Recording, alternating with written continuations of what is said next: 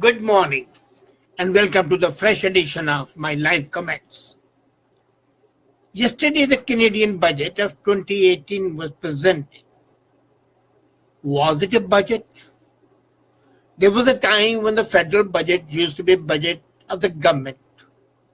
It was an annual opportunity for the parliament and the public to examine the federal programs, expenses and the revenues for the coming year. As time went by, the budget became more and more about economic growth and the ways in which the government was supposed to influence the economic growth. To the language of accounting was added the language of economics. And all that is gone. This latest installment of the federal budget has in fact reached the final stage of transformation. It is about everything. It's an omnibus budget. Covers everything except spending or taxing the economy. Economic analysis is not only absence by its conspicuousness, but is placed explicitly abolished. What is more, this approach is proposed to be made permanent. This is a budget which is not concerned with the growth, but is more concerned with equality. That aspect may not have been too bad, but pandering to every conceivable liberal client group and policy cult, whether it's environmentalists, seasonal EI recipients, multiculturalism, official language groups, regional development, going all the ways to media, and it's only 50 million this time, but just an appetizer. The main course is still to come, and of course that's feminism. So omnibus budget covers all the clients of the liberal leaning. There was a time when budget used to be written by the finance department. This one appears to have been written by the Status of Women Canada. And budget incidentally proposes to make it a full department. But on evidence, it would appear to have taken over the entire government. Or perhaps the parliament is converted into a campus gender studies course.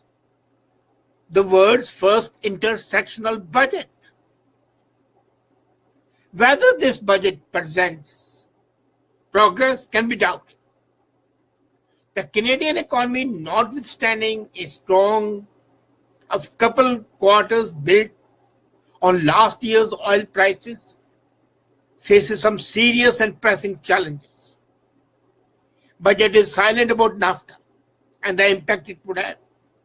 Budget investments have fallen sharply over the last decade and now limps among the lowest level in proportion to the economy of any OECD country.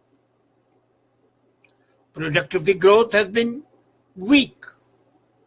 As an economic budget, this budget will be forgotten before the end of March, unless you are a scientist or a smoker. Scientists got more money from the government, paid for by the smoker.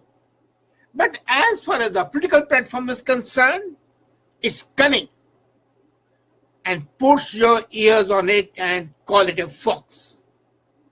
After 2 years of reckless expenditure, Bill Monio's difficult third budget has cut the rate of net annual spending increase in half to a mere 2.4% in the coming year from 5.9% in the present current year. While there is no identified approach to budgetary balance. Deficits are forecast to fall every year over the next 5 years. And the ratio of the debt in relation to the size of the economy is set to tick gently downwards. Now, how does it affect a common person?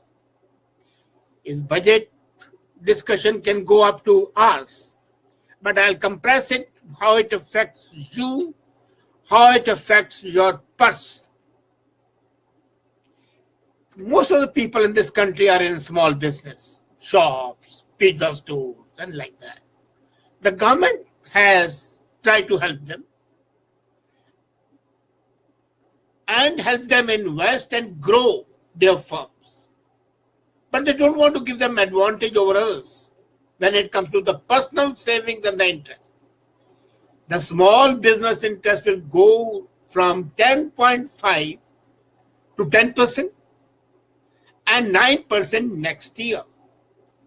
Now, this compares favorably to the corporate tax of 15%. That is as far as the small business are concerned.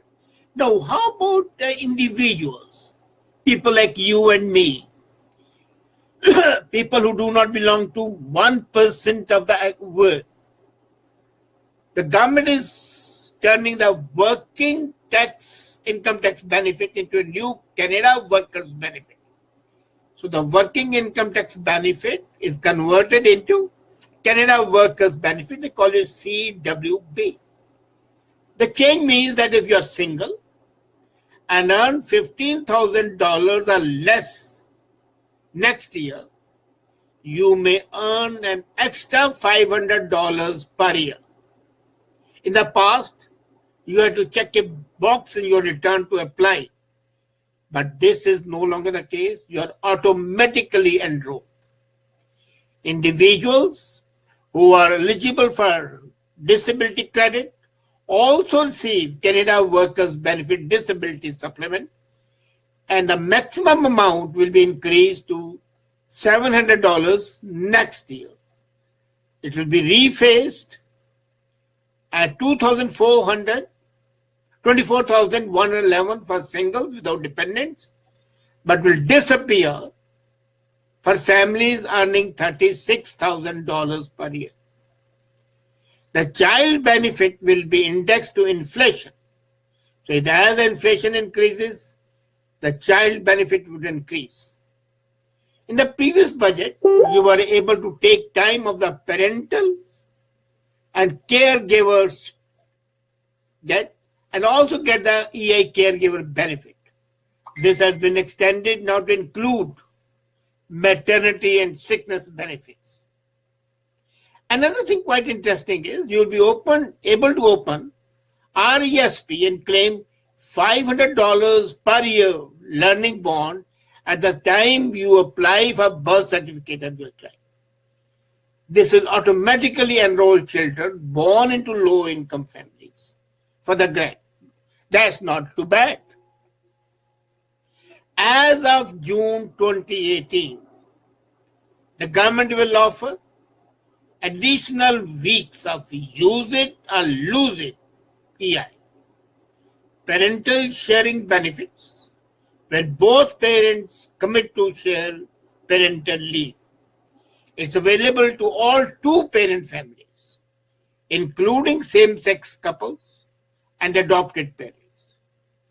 If you are going to standard parental care, the leave option of 55% of EI benefits over 12 months, you will have a total of 40 weeks of leave instead of just 35. So 5 more weeks of leave would be there. As for those families who opted for the extended parental care, leave at the 33% of the income for 18 months, now you will be able to take one parent up to 8 weeks of additional parental leave. Students have a lot of a problem. So the Canada Student Grant and Loans has been expanded, and now the part-time students as well as full-time students with children would be entitled for these with an additional of $1,600 in grant. And that helped the students to start from August 1st of this very year. There's a new apprenticeship scheme for women. So if women go into male-dominated trades, they'll get $3,000 per year of training, but it's up to maximum of $6,000 2 years. And almost all real red seal trades are eligible. Now, red seal trades are carpenter, electrician, plumber, mason, all related to the construction industry, or welding and things like that. And next 5 years, government will spend $90 million to prosecute those who avoid tax. Now, as I told you earlier, the small businesses are going to benefit. And the CPP benefit for the debt has been increased to $2,500 for all eligible contributors. Earlier it used to be pro rata. Now it's irrespective of what your income is, you will receive this.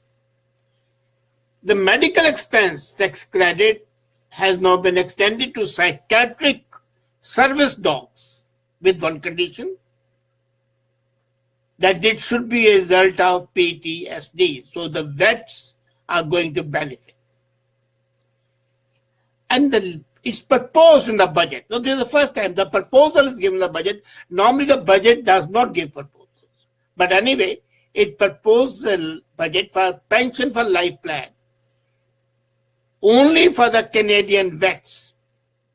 And they'll have a disability maximum amount of $2,650. Cigarettes, as I said earlier, the smokers are going to pay. So, for 5 cigarettes, the tax would be 60 cents, not 54 cents. As expected by us, there will be a tax on cannabis as well, which depends on whether the plant product is a seed, flower, trim, or seed bag. In the meantime, cannabis growers and manufacturers will be required to obtain a license from CRA and give the excise duty. And if you have a health or welfare trust, then you have got to convert it into employees' life and health trust by the end of 2020. So, this is not a budget geared for growth, as I said. It's basically not a budget at all. It is, as I said, an omnibus statement of facts. And all those claims which the Prime Minister and the Liberal Party made seem to be disappearing this year especially, because this is a pre-election year. Next year is the election year. So the budget has been tailored to A, appeal to all the liberal clients, B, make a show of looking after people and letting the economy drag down in a very imperceptible, slow manner, so that it's not visible, the impact is not visible till the election time. And when the election time comes, people are in a state of euphoria. And after waiting, then they see that the economy is in fact a very slow moving train wreck. I did not expect this budget. I expected the budget to address to the needs of the country in case NAFTA fails. There is no mention even of NAFTA talks which are being held nowadays in Mexico. I was thinking of they will talk of the carbon tax against which so much of agitation is there. There is no mention of that. I was thinking then they'll talk of the corporate tax, which Prime Minister Trudeau in Davos had very clearly stated that he will not decrease it. They are quiet about it, silent. They are silent about FDI. They are silent about the possibility of a free trade agreement either with China or with India. One line is there in the budget which mentions that they hope to expand the trade with Asia. And when the government talks of Asia, they mean China. As I said, the next 5 years, the budget shows that the size of the debt and the ratio shall be so slanted that it shall gently go downward, and the impact will be felt only after 5 years. Productivity growth has not been addressed, nor have the growth clusters been dealt with. On the whole, budget is a politically oriented statement which has nothing to do with either the budget or the finances or the economy. And as I said in the beginning, this is a picture of completed transformation from what the budget used to be and what the budget has come to be. From an annual opportunity to see the federal programs of expense and revenues for the next year, it has now become a placebo for the people without addressing the economic analysis or economic needs. Thank you.